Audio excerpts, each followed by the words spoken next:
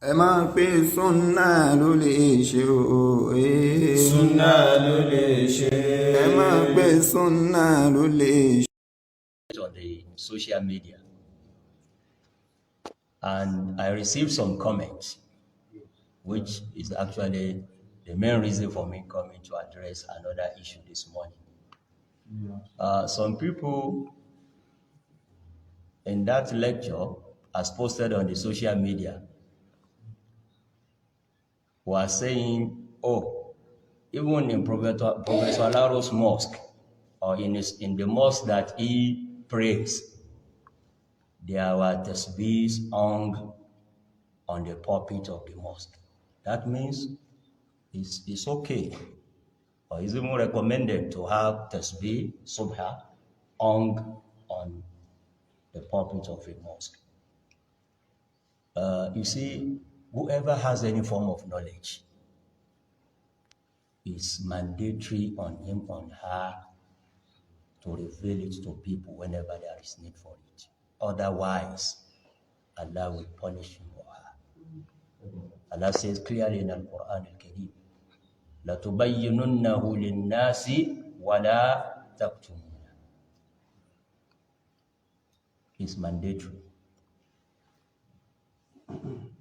The issue of subha, I know, is controversial in most of our societies. But as much as we try to run away from controversies, we must never fall short of discharging our duties as students of knowledge. And I would like to simplify the matter by just putting a set of questions to you. And everyone, honestly, sincerely, should answer those questions on his or her own. Question number one. Is it true that, as those who are making that comment, that in the time of the Prophet ﷺ, there were tasbih? I don't know, it is called tasbih? No. Because that is what is known as in the part of the country that I come from. But in the Arabic, it's usually called subha. Is it true that in the time of the Prophet ﷺ, subha or tasbihs were hung on his pulpit? The answer is no, and there is no controversy whatsoever. That's question number one. We must get things clear. Were there tasbihs hung as are being hung today on our pulpit, or even on any part of the mosque of the Prophet ﷺ? The answer again is capital no. Question number two. Let us answer those questions sincerely and honestly. Did the Prophet even have a tasbih? Talk less of hanging one. My dear brothers and sisters in Islam, without any iota of doubt, the answer to that one too is no. My leader, your leader, my role model, your role model, Muhammad sallallahu alaihi wasallam, had no tasbih throughout his lifetime. That's question number two. Question number three that I'm urging all of us here and elsewhere to answer honestly and sincerely. Who introduced tasbih into our act of worship? Using tasbih, was it a creation of Islam and Muslims? The answer to that question is equally no. Tasbih, subha, was used hundreds of years before the advent of Islam. One of the sects that is popular up till today of using tasbih, subha, in their own ways of worshiping God is the Catholic, up till today. So to create an impression as if tasbih was brought by Islam is also wrong. Introduction of tasbih into act of worship was never created by Islam or introduced by Muslims. Muslims saw it being used by other worshippers, by other followers of other faiths. And one way or the other, they felt they can imitate them. But as I said in the beginning, my prophet and your prophet did not have one. his companions, all of them, none of them had a tasbih throughout their lifetime. So I think with these questions, we can look inward and answer them honestly and sincerely. I know it's a controversial issue, but we must say it as we know it, to the best of our knowledge. Now, some people will have an excuse of using tasbih. Let me address that one too. They'll say, okay, we have agreed. The Prophet never used it. His companions never used it. It was even not known. Let me have that one. It was not known in the first generation of Muslims. Nobody knew tasbih throughout the time of the companions of the Prophet. Now, the excuse is that I want to make adhkar in thousands. How will I use my fingers to count thousands? You see, it's like someone creating a wrong foundation to build a right structure on it. It will never stand. It will never stand. And let me use in the legal parlance, we usually say you cannot build something on nothing. You can't build something on nothing. Let me also reveal it to you. There is no way the Prophet ﷺ recommended a number that is higher than 100 in any dua.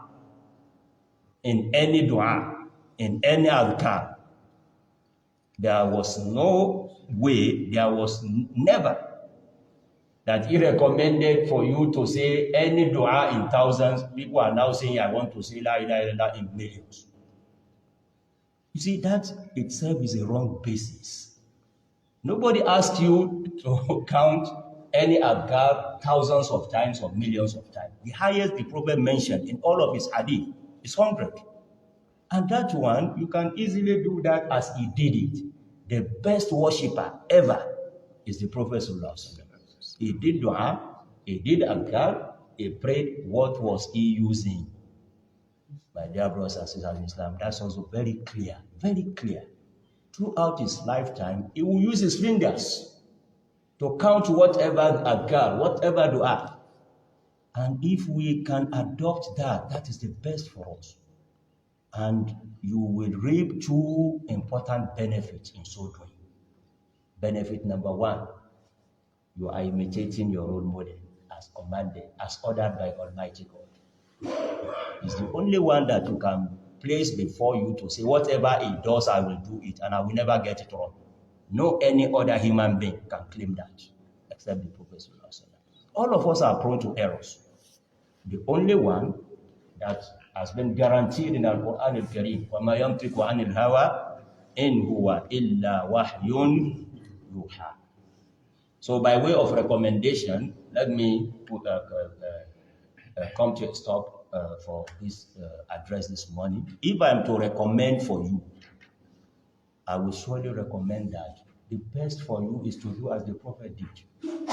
He never used any other means of calculating his own dua or adhkar, either after salah or even in some other cases. He always used the fingers of his both hands, or sometimes the fingers of his right hand only. So that is by way of recommendation. I said two benefits. Let me mention the other one. The other benefit is that we all know, we have had a lot of lectures about that on the day of resurrection, every part of our body will have an opportunity of bearing witness of what we use them to do. It's a golden opportunity that you are missing if you have not been using your fingers to do adhkar.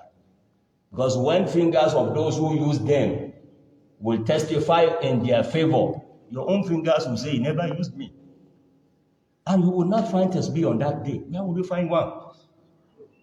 So these are two even important benefits that you can think of when considering whether, but let me reiterate it. If you have an impression as if Islam brought tasbih, please clear that impression of your mind. It was never the creation of Muslims and was never the creation of Islam. May Almighty Allah help us, show us the light and give us the courage to follow sin. Because it's one thing to see the light, it's another thing to have the courage of saying, oh, I've not known before I have known, then I will follow the light. Almighty Allah make it easy for all of us. So by way of implementation strategy, we are in NIPS. Maybe the Imam will find a way, because this one has already started misleading people. People hold NIPS in very high esteem. What they see here, they think that is the best thing to be done. I would strongly recommend an implementation strategy. Perhaps before the end of this month, we try to get rid of at least hanging tasbihs in our mosque. This is a mosque that should be a role model to others all over the world, not only in Nigeria, especially in this age of social media. This one is also being recorded now. You can never say where it will go. The Almighty Allah guide us aright. Sallallahu wa sallim wa barik ala nabiyyina Muhammad wa ala alihi wa sahbihi ajma'in. ẹ máa pe sunna ló lè ṣe o. Sunna ló lè ṣe. ẹ máa pe sunna ló lè ṣe.